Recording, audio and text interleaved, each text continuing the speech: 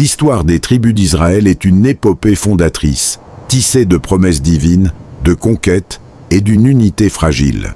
Pour comprendre leur disparition, il faut remonter à leur origine commune, à cette matrice identitaire qui allait, paradoxalement, contenir les germes de leur division. Tout commence avec un homme, Jacob, aussi nommé Israël, après une lutte mystique. De ces unions naquirent 12 fils. Chacun d'eux devint l'ancêtre éponyme d'une tribu, un clan structuré autour de liens familiaux, d'un territoire et d'une bannière. Ruben, Siméon, Lévi, Juda, Issachar, Zabulon, Dan, Nephtali, Gad, Asher, Joseph et Benjamin. Ces noms résonnent comme les piliers d'une seule nation. La tribu de Lévi se vit attribuer un rôle sacerdotal, sans lot territorial majeur, tandis que les descendants de Joseph se scindèrent en 2 tribus, Éphraïm et Manassé, pour maintenir le nombre sacré de 12. Cette confédération tribale, unie par la foi en un Dieu unique et l'alliance du Sinaï, traversa le désert et conquit la terre de Canaan sous la direction de chefs charismatiques, les juges. L'époque des juges révélait déjà une tension permanente, une loyauté cyclique suivie d'apostasie et une coordination militaire intermittente face aux ennemis philistins ou cananéens. L'unité était fonctionnelle, mais non institutionnelle. La pression externe finit par catalyser une demande politique radicale. Les tribus, lassées de l'instabilité et voyant la puissance centralisée des royaumes voisins, exigèrent un roi. Le prophète Samuel mit en garde contre les excès du pouvoir monarchique, mais la volonté populaire l'emporta. Saül, de la petite tribu de Benjamin, fut oint premier roi. Son règne, marqué par des succès militaires initiaux, mais aussi par une paranoïa tragique, se termina dans le désastre du mont Gilboa. Sa mort créa un vide. C'est alors que la fracture latente devint évidente. David, de la tribu de Juda, fut proclamé roi à Hébron, mais seulement par sa tribu et ses partisans. Pendant 7 longues années, le reste des tribus menées par la puissante maison de Saül et la tribu d'Éphraïm lui opposa un autre roi, Ish-Boshet. Pour la première fois, les 12 piliers soutenaient 2 trônes distincts. La guerre civile déchira la confédération. La réunification ne se fit que par la ruse et la force de David après l'assassinat de son rival. David, puis son fils Salomon, parvinrent à forger un véritable empire unifié depuis Jérusalem, une cité neutre n'appartenant à aucune tribu. L'âge d'or était atteint, le royaume rayonnait.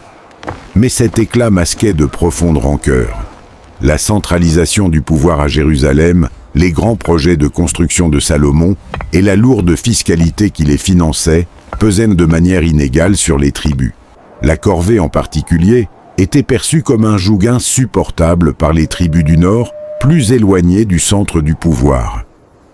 La vieille rivalité entre Juda au sud et Éphraïm au nord, entre la maison de David et les autres tribus, ressurgit. La mort de Salomon fut l'étincelle. Son fils, Roboam, se rendit à Sichem pour se faire acclamer par toutes les tribus. Les anciens du Nord, menés par Jéroboam, un ancien officier de Salomon issu d'Éphraïm, lui présentèrent une requête simple, alléger le fardeau. Conseillé par des jeunes gens arrogants, Roboam répondit avec une dureté proverbiale. « Mon père vous a chargé d'un joug pesant, moi, je le rendrai plus pesant encore. » La réponse fut immédiate et irrévocable. Les 10 tribus du Nord firent sécession. Elles proclamèrent Jéroboam roi sur Israël. Seuls Juda et la petite Benjamin restèrent fidèles à la maison de David à Jérusalem, formant le royaume de Juda. La rupture était consommée. Le peuple de l'Alliance était désormais coupé en 2 entités rivales, souvent hostiles. Le royaume du Nord, Israël, était plus riche, plus peuplé, mais aussi plus exposé et politiquement instable. Le royaume du Sud, Juda, était plus petit, plus pauvre, mais bénéficiait de la stabilité dynastique davidienne et de son sanctuaire unique, le temple de Jérusalem. Une ombre immense venait de s'abattre sur les 12 piliers. Et dans cette ombre, les empires voisins guettaient. La scission créa deux destins parallèles, mais une vulnérabilité commune. Le royaume du Nord, Israël, avec sa nouvelle capitale à Samarie, entra dans une spirale d'instabilité chronique. Privé de l'autorité légitimante du temple de Jérusalem, le roi Jéroboam instaura immédiatement des lieux de culte rivaux à Béthel et à Dan, avec des veaux d'or. Ce schisme religieux visait à consolider l'indépendance politique. Mais il installa une fracture spirituelle profonde et une constante condamnation de la part des prophètes. La royauté nordiste fut éphémère et sanglante. Les dynasties se succédèrent au rythme des coups d'État militaires.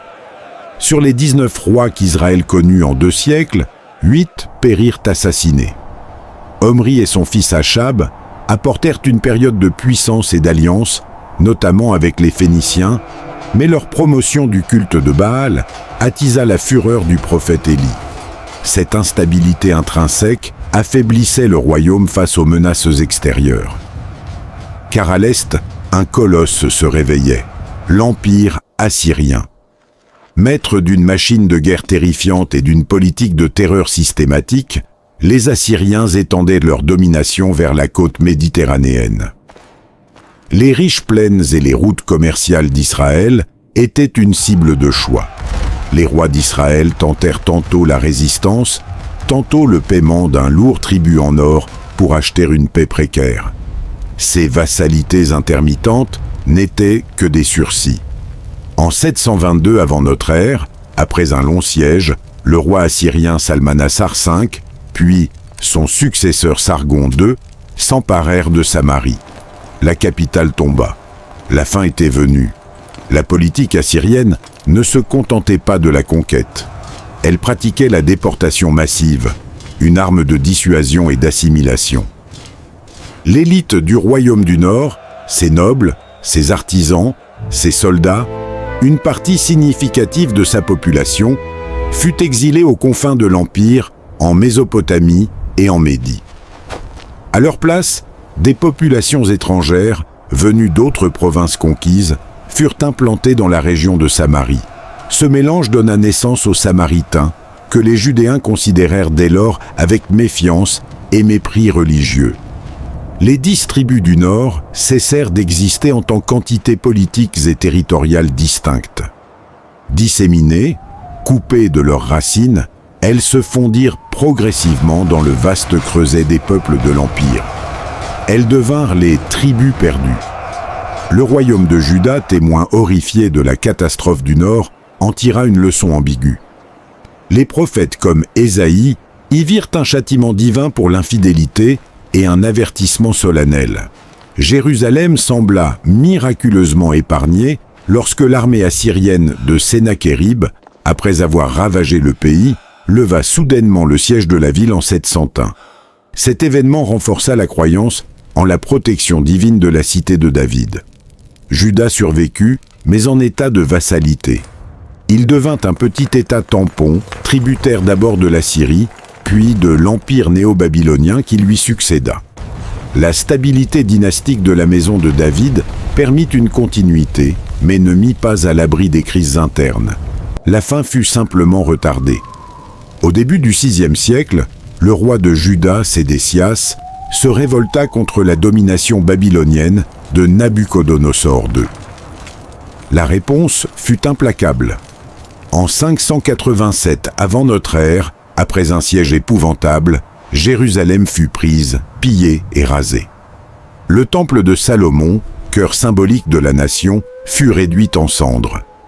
L'élite judéenne, la famille royale, les prêtres, les prophètes, les scribes, fut emmenée captive à Babylone. Ce fut l'exil. La catastrophe semblait totale. Le royaume de Juda était anéanti, sa structure étatique détruite, son peuple déraciné. La tribu de Benjamin, déjà fusionnée avec Juda, partagea ce destin. Quant aux Lévites dispersés, leur rôle sacerdotal perdit son ancrage territorial. Pourtant, au fond de l'abîme, quelque chose résista. Contrairement aux déportés du Nord, les exilés de Juda et de Benjamin conservèrent une identité farouche. Au bord des fleuves de Babylone, ils préservèrent leurs lois, leur mémoire et l'espoir d'un retour. La disparition politique était consommée, mais l'identité des survivants, centrée sur Juda, n'était pas encore éteinte. Elle entrait dans une phase de mutation profonde. L'heure n'était plus aux couronnes, mais à la fidélité. L'exil à Babylone ne fut pas une tombe, mais un creuset. Loin de Jérusalem, les déportés de Juda et de Benjamin, auxquels se joignirent des membres de la tribu sacerdotale de Lévi, durent réinventer leur manière d'être un peuple.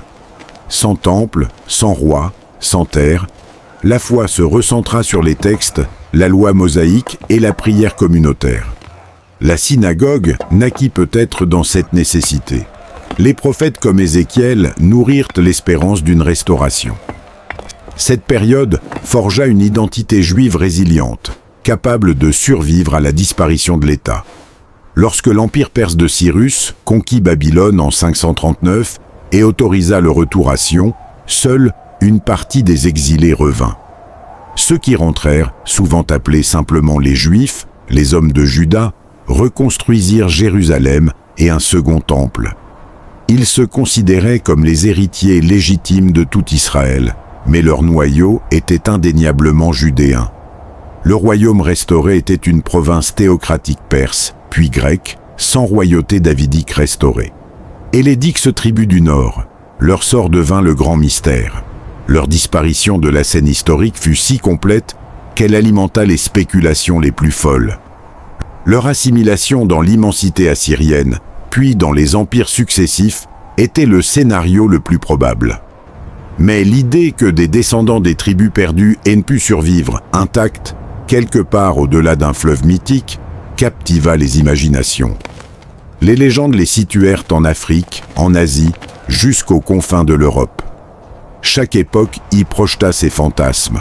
Pour les penseurs juifs, leur retour devint un élément de l'eschatologie messianique, un signe de la rédemption finale. Leur absence rendait le peuple incomplet.